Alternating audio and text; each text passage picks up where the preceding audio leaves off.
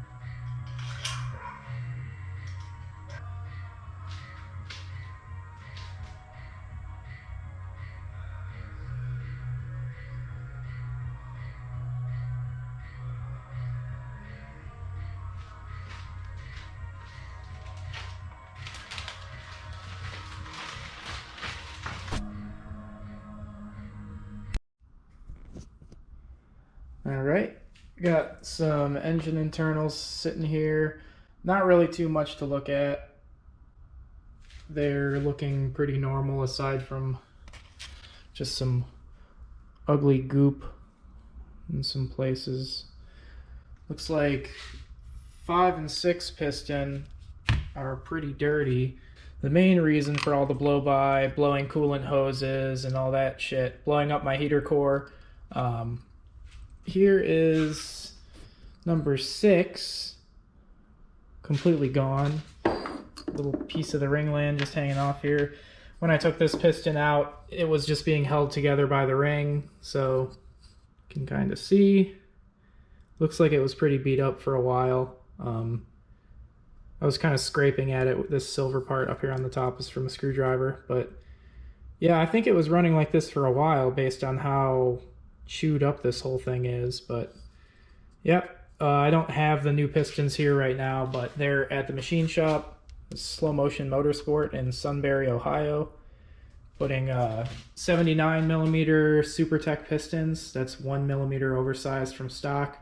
Also got a set of spool rods, so I've got these original stock ones just here left over until I ever need them. Hopefully not anytime soon.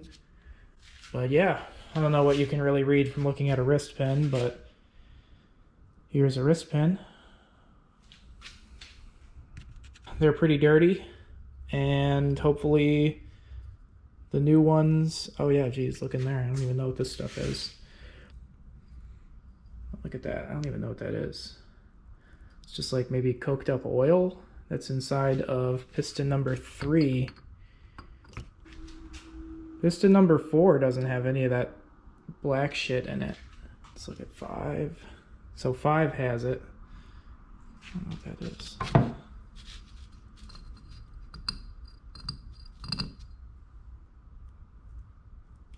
know what that stuff is. Just nasty oil probably. Yeah, so that's that. Also, the machine shop got back to me when they were taking the head apart. They mentioned that the cam caps someone had used like red Loctite putting the cam caps on, so the engine was probably taken apart at some point in its life, but they're going to be redoing all that, putting in some ARP replacement, whatever, and hopefully it won't be a problem. Now this one has a little bit of that kind of gnarred up side. Anyone know what that means? Something terrible, I'm assuming. Just trying to get everything clean, getting ready to put the engine back in right when I get it back. And that will be fun.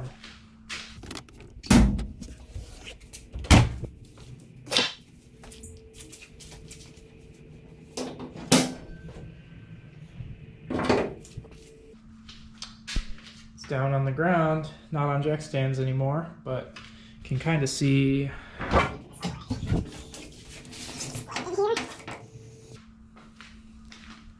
used a lot of brake clean and a lot of parts cleaner to get all the stuff as clean as it is in here. I guess it could be better. I could repaint the bay, but I don't really want to do that. Also, a fun thing, I don't know if anyone else has ever dealt with something like this on a S chassis 240 whatever, but previous owners decided to weld one of those tension rod brackets on, which probably has something to do with the sway bar bolts. There's two bolts that go right here that bolt the sway bar on that also kind of double as holding this tension rod bracket onto the frame rail. And there's a nut on the inside of the frame rail, pretty hard to get to. And they are stripped out, I think, either one or both of them on that side and one on that side.